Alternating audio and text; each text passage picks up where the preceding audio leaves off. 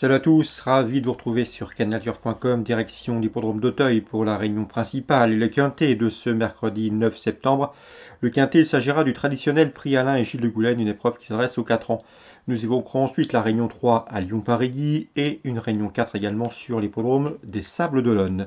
Concernant le quintet, voici ma sélection pour cette rencontre. J'ai placé en tête le 9 Purple Light et le 5 Pina Cloud Down. Ces deux-là se connaissent bien. Ils ont été affichés 3e et 4e d'une épreuve de même facture, le prix Univers 2, disputé début mars sur ce parcours.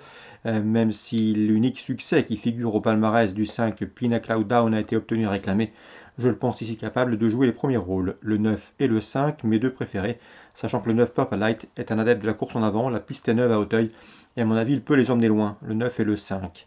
Attention également numéro 1, Prince du Roum, qui certes a dû se contenter de la 11e place dans ce quintet prix Univers 2, mais depuis le cheval a montré de la qualité, il vient de s'imposer à Clairefontaine très facilement, bien que remonté de 4 kg sur l'échelle, le handicapeur, sa chance est évidente. Le 6 Ayette se classait 5e du prix de Tourgeville, remporté par Prince du Roum. Le 12 Minuit Stone s'y classait 6e. Le 2 Biscaya Storm s'y classait 8e.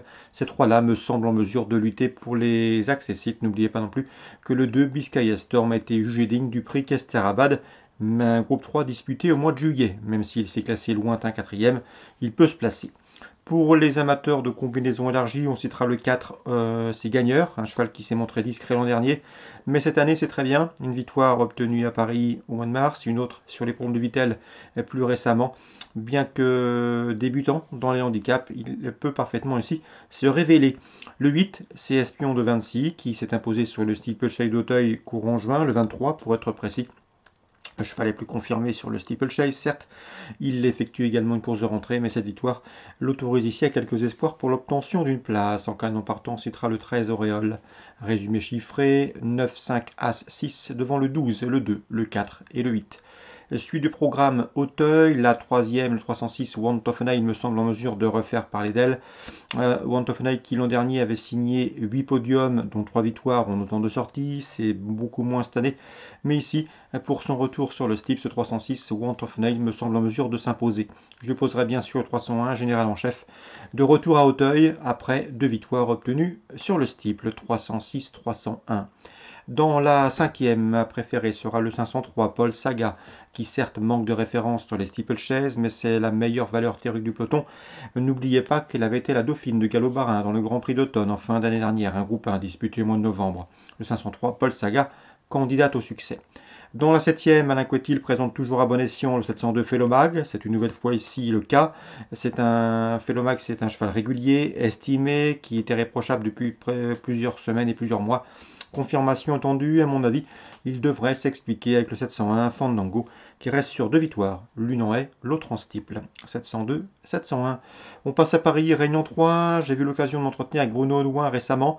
Sachez que l'écurie présente le 606 Super Ridge. On est confiant, on effectue un déplacement ambitieux du département 72 de la Sarthe jusque dans le centre-est à Lyon-Paris. Le cheval reste sur 3 podiums, il est confirmé en pareille société, il bénéficiera d'une décharge. La distance des 3150 mètres ne lui posera aucun problème, bien au contraire. Et à mon avis, ce cheval doit être pris en base pour l'aventeur de jeu simple. Attention au 606 Super Rich, à mon avis, sa place est sur le podium. Concernant les Sables d'Olonne en Réunion 4, dans la deuxième, j'aime beaucoup le 208 Fakir de l'Écluse qui vient de s'imposer à Anguin. C'est un cheval qui ici doit bien faire. Notez qu'il a couru 13 fois autre montée. Il y compte 7 victoires et 3 places de deuxième, des statistiques qui plaident en sa faveur. On lui posera dans cette course le 207 Folie du Choquel, régulière et confirmée autre montée. Elle aussi, elle a 5 ans et défie ses aînés avec une belle chance. 208-207. La 4e, on fera confiance au 403 Freeman qui vient de courir le critérium des 5 ans où ce jour-là il n'a pas eu le meilleur des parcours, étant longtemps contraint de progresser le nez au vent. Ici, face à ses aînés, il trouve une belle occasion de refaire parler de lui, le 403 Freeman. Sachez que lors de ses 6 derniers parcours, il a signé 3 victoires. On passe à la 4e, toujours, avec outre le 403, le 410 Kalina, qui avait bien fait par le passé à Vincennes, mérite crédit, elle sera pieds nus et confiée à Eric Raffin, ça veut tout dire.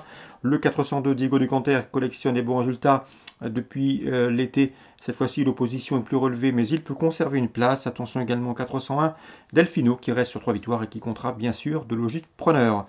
Donc la quatrième, préférence au 403 Freeman, à mon avis c'est le cheval de classe de la course. On le pose le 10, le 2 et le numéro 8. 403, 410, 402 et 408 Delfino, des numéros à vérifier. J'ai le doute sur l'exactitude de certains. Voilà pour les infos de ce mercredi 9 septembre. Excellent jeu à tous, bon jeu et rendez-vous demain pour un nouveau programme.